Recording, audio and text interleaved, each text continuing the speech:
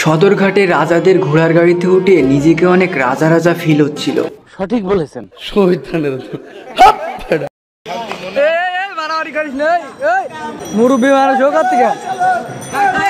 Hello বন্ধুরা, আসসালামু আলাইকুম। আমি সাগর চলে আসলাম নতুন আরেকটা ভিডিও নিয়ে। আজ আমি এসেছি সদরঘাটে।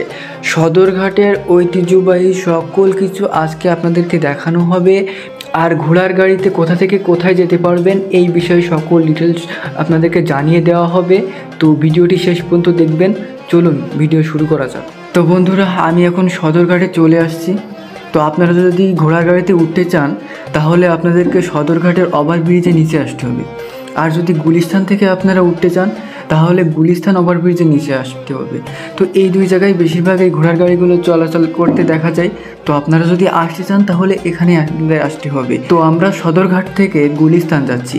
এই সেই কাঙ্ক্ষিত পঙ্কিরাজ ঘোড়ার গাড়ি, যাতে উঠে আগে রাজা বাদশারা চলাচল করত।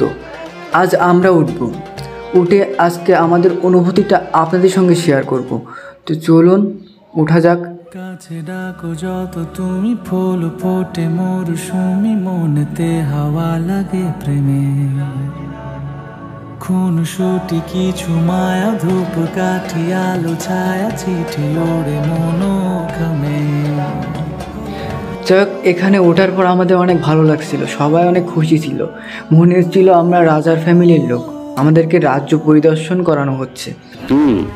আমি অলরেডি খবর পেয়েছি। এই দেখেন, পুলিশ আঙ্কেল আমাদের পরিচয় পেয়ে গেছে।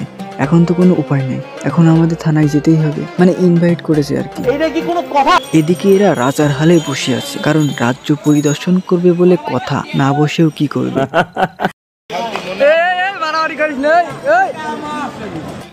না, এই দুঃখ থবো কানে। ভাবছিলাম আমরা রাজার হালে একটু ঘুরবো, এই চাষা মোটে উঠবে না, এই চাষার টানি টেনে তুলে এমন রাজা বানাইতেছে। না, এমনই বুঝলাম এই ঘোড়ার এমন কত মূল্য। ভাবছিলাম একটু রাজার হালে ঘুরবো, তার হইল না। সত্য 8-10টা রাজা বাচ্চা বানায়ে ঠেলে তুলে তারপরে এদের টমটমটা ছাড়লো। এখন চলেন, এখন যাচ্ছি আমরা গুলিস্তান। দেখি গুলিস্তান যাওয়ার পথে কি কি ঘটে, সাথে থাকেন, দেখতে পারবেন। আর এই যারে তুললো, এরে কি আপনারা চেনেন? গেস্ট করেন তো, এ কোন রাজার বংশধর? জানি না। অত ভেবে কি হবে, জানি আপনারা চিনবেন না। বিষয়টা একটু ব্যাখ্যা করবেন? কারণ এরে আমি চিনি, আপনারা না চিনি। স্যার, আমি স্যার উত্তরটা জানি, বলবো স্যার? এ হলো মুঘল সম্রাটের নাতি, আর এই সেই রাজ্য।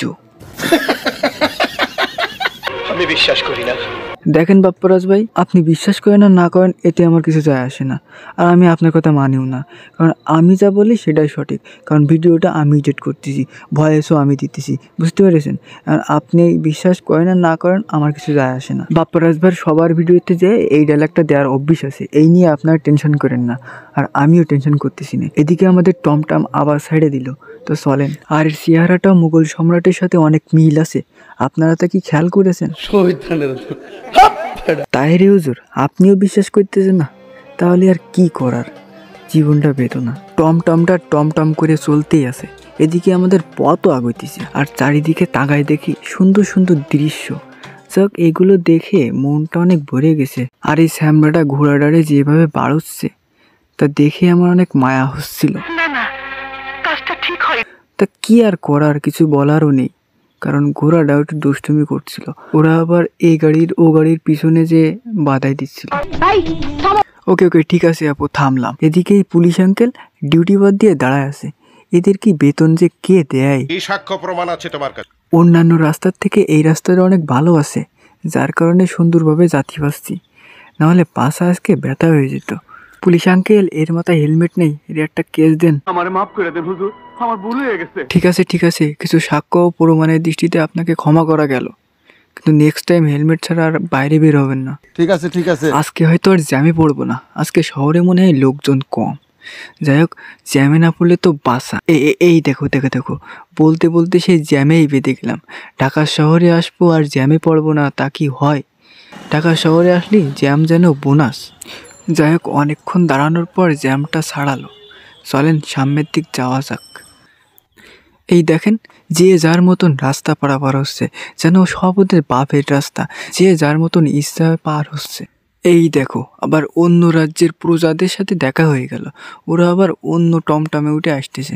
ভাবছিলাম আমরাই কয়জন মনে হয় রাজা বাদশার লোক, এদিক দিয়ে সবাই রাজা বাদশার ফ্যামিলি। রাজা আর রাজা, রাজার অভাব নেই। এই সেই জ্যাম, আবার বোনাস। এই বোনাস নিতে নিতে জীবনটা বেদনা। এই বোনাস যদি গ্রামীণ সীমালারাও দিত তাহলে নেট চালে একটু মজা পাতাম। তা দেবে না, ওরা দেবে 99টায় 1 জিবি।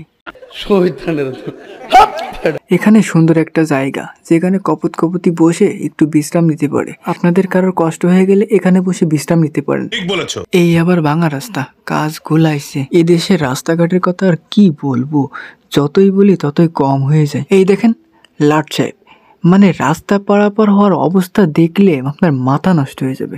মানে ও দাঁড়াবে না, আপনার গাড়ি দাঁড় করা দেবে কিন্তু ও দাঁড়াবে না, ও ওর মতন পারই হয়ে যাবে।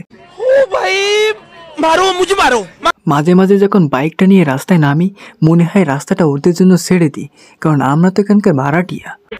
আর একটা কথা কি, এই শহরে আপনি যানবাহনে চলাচলের থেকে আপনি যদি পায়ে হাঁটেন তাহলে আপনার রাস্তা আরো বেশি আগাবে। আপনি বিশ্বাস না করেন একদিন ট্রাই করে দেখুন না, কারণ এই যে জ্যাম, এই জ্যাম আর জীবনে সহ্য হয় না। তাই অবশেষে আমি নেমেই পড়লাম, কারণ এই জ্যামে এত সময় বসে থাকা আমার দ্বারা সম্ভব না, কারণ আমার অনেক জরুরি কাজ আছে।